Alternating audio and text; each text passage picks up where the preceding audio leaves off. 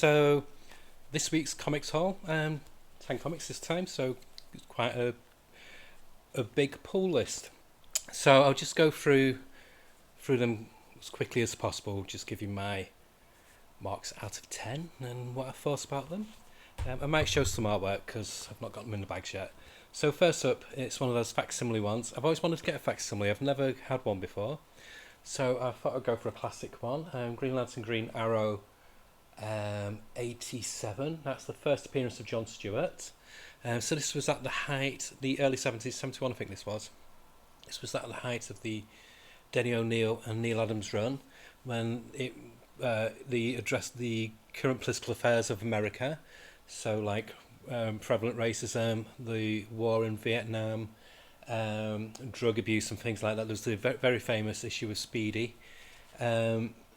And yeah, this was the first introduction of John Stewart, one of the first major black superheroes for DC. And there's a little indicia at the bottom of the inside page, and it says, "This comic reprinted here was produced in a time when racism played a large role in society and popular culture both consciously and unconsciously. It's presented here without alteration for historical reference." So yeah, so some of the terminology and language that's used is very much of that day. So like John Stewart calls Hal Jordan whitey, and yeah, it's very on the nose for that period, for the early 70s. Cause especially in America, racism was still highly prevalent. I mean, it still is today, but people didn't hide it back then. They didn't try and cover it up as something else. And yeah, and it's got an early appearance of Guy Gardner, who looks completely different. There he is. So Guy Gardner's a bit of a milquetoast kind of person here. He's not the same abrasive Guy Gardner what we know and love today. And I like it because Danny O'Neil obviously addresses racism head on, but he kind of like uses Hal Jordan as a bit of a foil in the Green Lantern run for being a bit of a heel in some places when it comes to political matters. He's not always on the side of right, not right wing, but of what the right course of action will be, and so he has other people opening his eyes to what should be the right course of action, and that's what John Stewart does. I won't give much of the story away. The writing is a bit clunky. It's very much for that period. Why use one word when 20 will do instead? Very much the Claremont kind of writing, but it was still kind of enjoyable. I could happily have not got it, but the only reason I got it was I just wanted to get an old facsimile comics. It's got the old adverts as well, and what I love about comics from this period, obviously I used to buy comics in the 70s, but not this early on unless I found them like second-hand shops. I think I started seriously getting American comics about 77, 78, something like that. I used to get like the British reprints. But they've got a letters page, Green Lantern's mail shoots, and it's 3 pages long. But one of the letter writers is John Workman, and I'm sure it must be John Workman who became one of the most famous comic letterers. So yeah, he's got a letter in there, and he's got the old Sea Monkey adverts. And there's a solo strip of Green Arrow, again by Neil Adams and Dick Giordano on the artwork, but it's written by Elliot S. Maggin, who did quite a bit of strips in here. It's okay. It's, again, very clunky dialogue. Some more retro adverts. And they reprint the first story of the Silver Age Green Lantern of Hal Jordan. And I forgot how bad Silver Age writing could be. And I always remember this ad from a lot of comics in the 70s, where it's got all the soldiers. Because I was in the UK, I never sent off this, but I always wish I could get all these massive boxes of soldiers. And I bet they were crap, but the adverts always made you want to get them. And all these other wonderful adverts. For me, the nostalgia kicks more the adverts than the actual comic inside. And I remember Aurora model kits. We didn't really get many of those in the UK. But yeah, it was an experience. It has aged very badly. The artwork is nice, but again, it's the old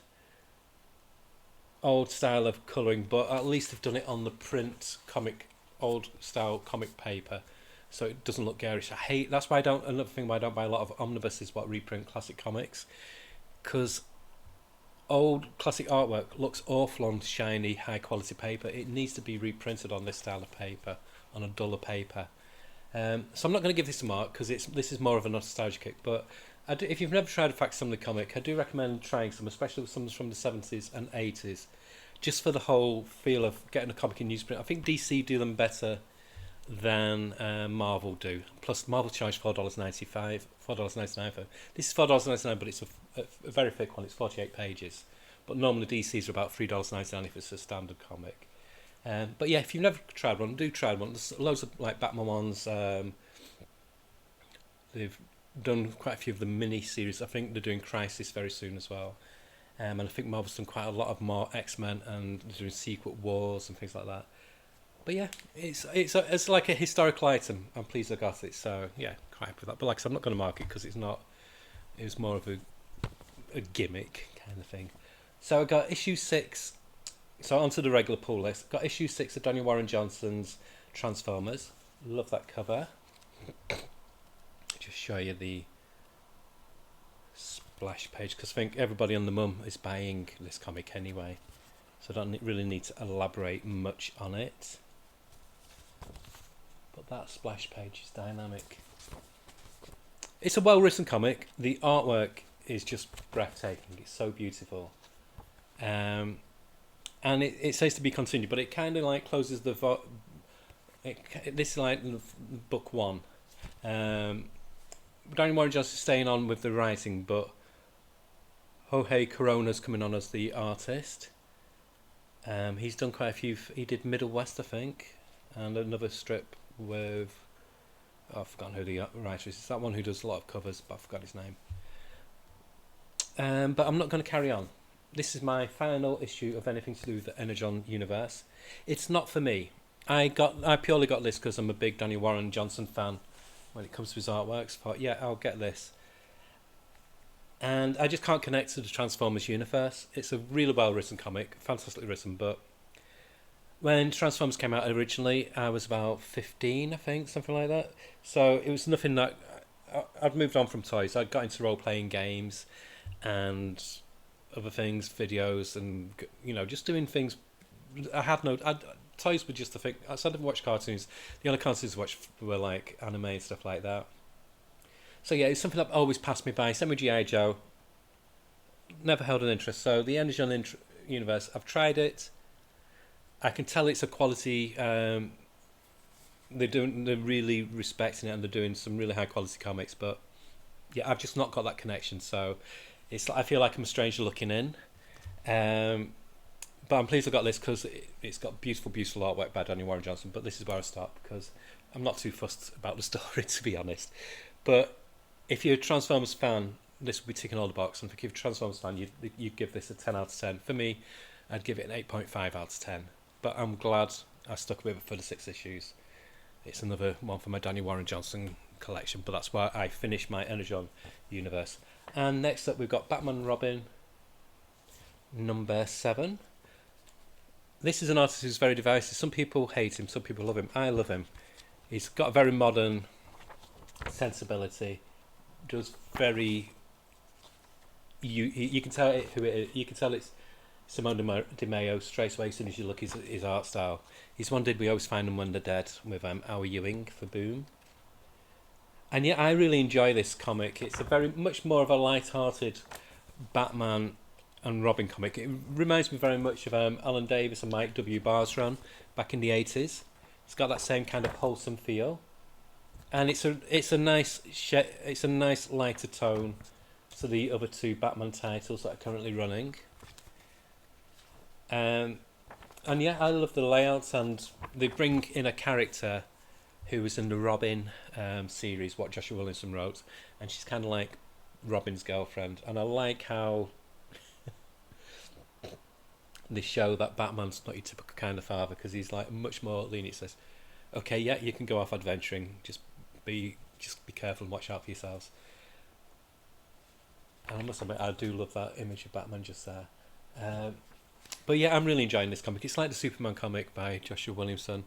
Um, it's almost like these are like the iconic versions of each character. So this is like the iconic version of Batman, which has all the nostalgia elements thrown in. So they got rid of the grim and gritty, and this is like your pure '80s kind of Batman before Frank Miller changed the landscape. And the same with Superman. It's the iconic, almost like the John Byrne kind of Superman, but I'd say more like the Dan Jurgens, Terry and Jerry Ordway period of Superman. That really nice, pure, compressed Superman. It's got elements of the classic Superman and like a fresh, modern flavour to it as well.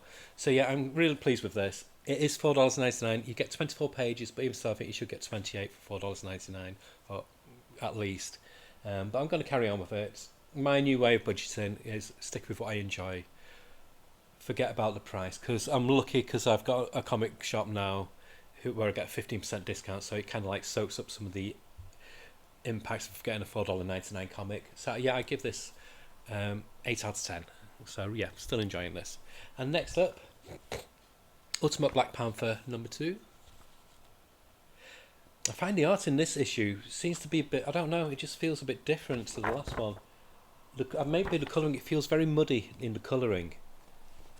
There's quite a lot of talking heads, there's a lot of intrigue, a lot of politicising. It's very much like a political thriller. So they're exploring more the background of the Khonshu cult. And a certain ex-man or ex-woman makes an appearance at the end. I don't want to reveal that, need to read this for yourself. But yeah, I'm enjoying the Ultimate Universe. I'm still waiting for my Ultimate X-Men #1. It's got delayed. I did the fear of missing out and ordered it online months before, and that's kind of backfired because I could have got easily from a local comic shop, and it's not arrived yet, so I just have to buy 2 copies. But yeah, I'm enjoying it. I'd give it a 7.5 out of 10. It doesn't feel as exciting as the first one, to be honest. I'm going to give each of the Ultimate ones a few months each. Definitely going to Ultimate Spider-Man ticking all the boxes, so yeah, definitely going to be carrying on with that. There'll be a question mark over it. If it can sway me by the 3rd issue, where it's like a must read, then I'll carry on with it. So I'll give it 7 out of 10. Like I said, I've not got a clue for Ultimate X-Men.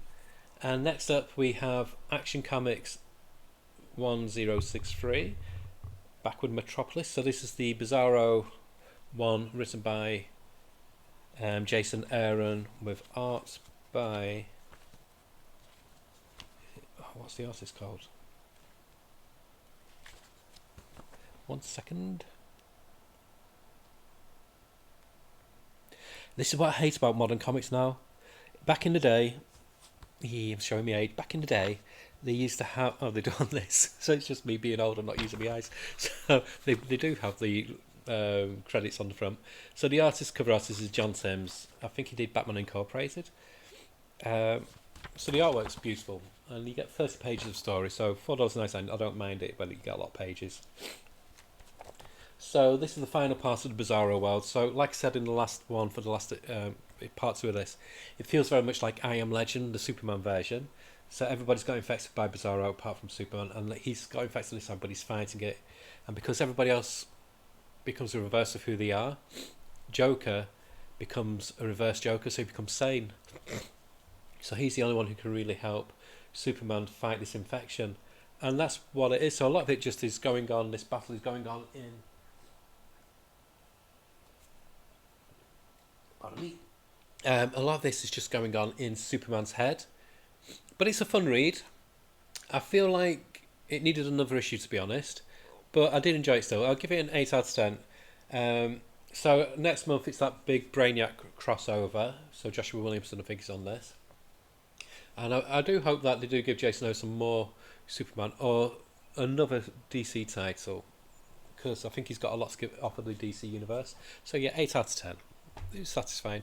And then the biggest bargain of the week was Batman Dylan Dog, $4.99. Dylan Dog's a bit big in Europe. I think it's in either Italy or France. I think it's Italy. Yeah, it's Italy. The art's by Gigi Cavalagio and Werferdel Adara. I think Werferdel Adara has done. Doesn't he do something as Killing Children? I could be wrong. And the writing is by Roberto Raccioni. The artwork is beautiful, absolutely beautiful. You get 80 pages of story for $4.99, so it's a huge bargain. So Dylan Dog, I think he said he investigates people's nightmares. So he's kind of like this down on his heel gumshoe kind of thing with a slight supernatural tinge. And he's got a sidekick who's Groucho, and it's basically Groucho Marx, who's his sidekick, which is this guy here. The humour falls flat though. It's very European humour, and European humour is very different to British and American humour. So I'd say strictly buy this for the artwork, because the artwork is gorgeous. It took about, for 80 pages, it took about 20 minutes to read, 15 minutes if that. So it's a very quick read for a thick comic. And I just switched my brain off, got rid of the critical side.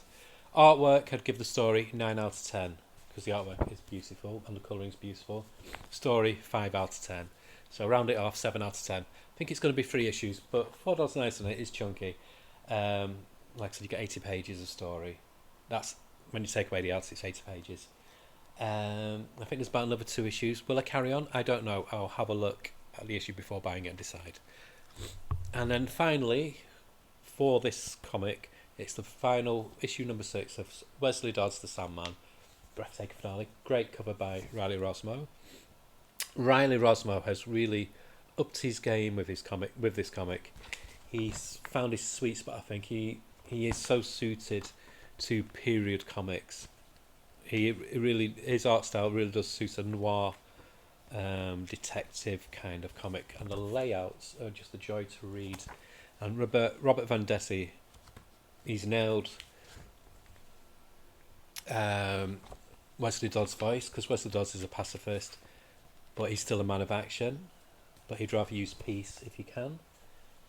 And yeah, it's a satisfying conclusion. I don't want to go too much, because I do recommend everybody to buy this or buy the collector's edition when it comes out. I'm just sad it's ending. It ends on a very high note. It brings together all the pieces that have been going on with the other Justice Society related comics.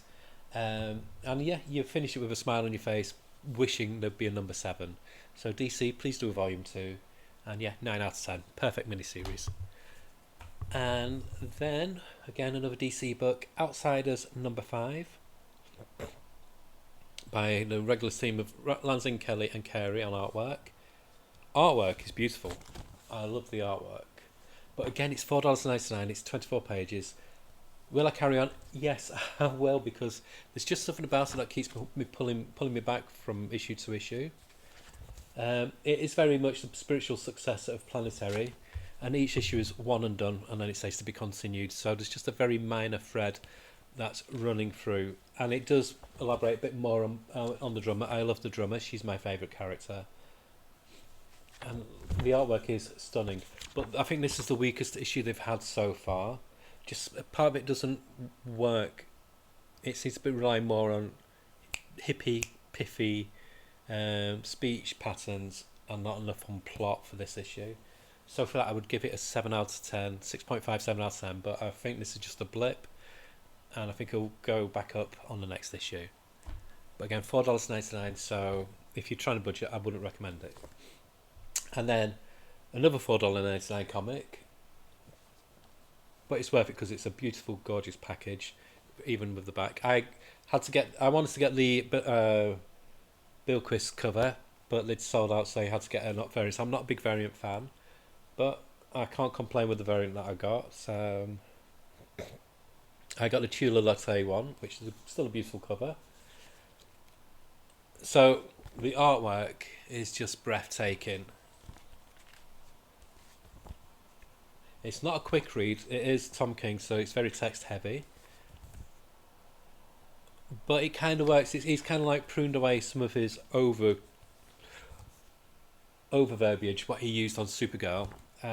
So the text doesn't explain what's going on in the panels like it does with others. He lets the panels speak for themselves. And he's made a very good fun heroine in the main character, which is this girl, but I can't remember her name.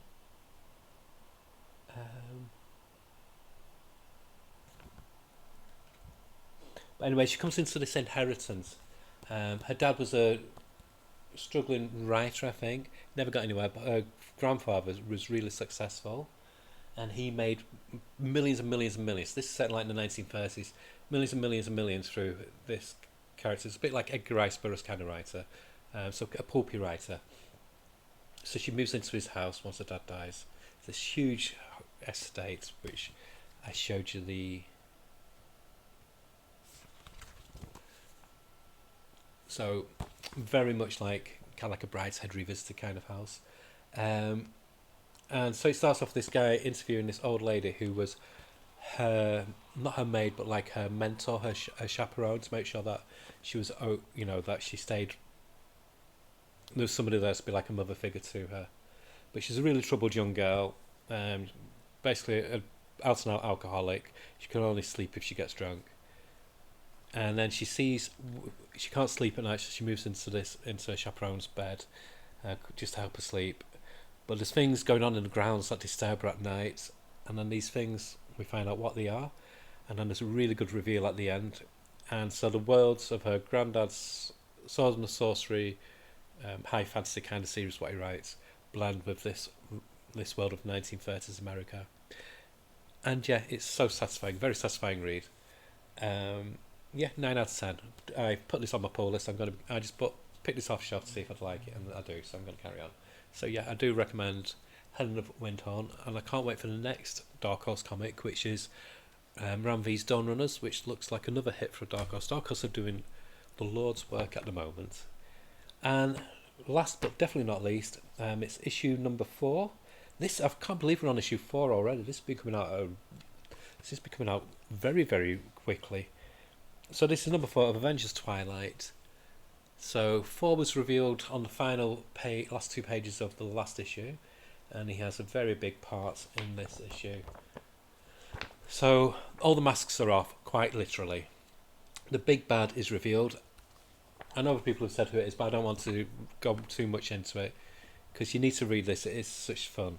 And the artwork by Daniel Lacuna is gorgeous, and the writing by Chip Zdarsky, I think it's his best one he's done for a long time, because I don't think he's best. I think he's been a bit lazy on Batman, or just been a bit silly on Batman, to be honest. But this is so cohesive. I love the dystopian future that it's done. He could have made it a Dark Knight Returns clone, but he hasn't. It is set in the future. It is like an alternate. What would happen if these characters were older? But it's beat for beat completely different. And I love who the main villain is, and how everything's been flipped. So the good guys are now viewed as bad guys, and the bad guys are viewed as good guys through misinformation, and people believe in the lies, basically. So it's like I've said before, it's a mirror image of what's been going on with like American politics and stuff. So yeah, a 9 out of 10. It's verging on a 10. I don't want to be too generous, because there is better stuff out there, but it's still a fantastic read. And again, I urge people to buy this. So yes, so it's been a good week. I might be doing another video. Maybe I might record it tonight, so I might be doing it during the week. I don't know. But I'm going to recommend a book, because I was thinking of my daughter, because my daughter doesn't like DC or Marvel standard comics. She just says she can't connect with them. She doesn't understand the whole history of superheroes and stuff like that. So she likes manga and a lot of the boom stuff like Giant Days and things like that, things of a quirky nature. But there's a really nice collection what I got not so long ago of a particular DC comic, what I know she would like, and I would recommend it'd be a good book to give, an idea book to give somebody as an entry point into DC or Marvel who's not a reader of that type, who's not a reader of superhero comics, because it moves away from that. But I'll show you what that is on my next video. Okay, bye. Have a nice rest of your Sunday. Bye.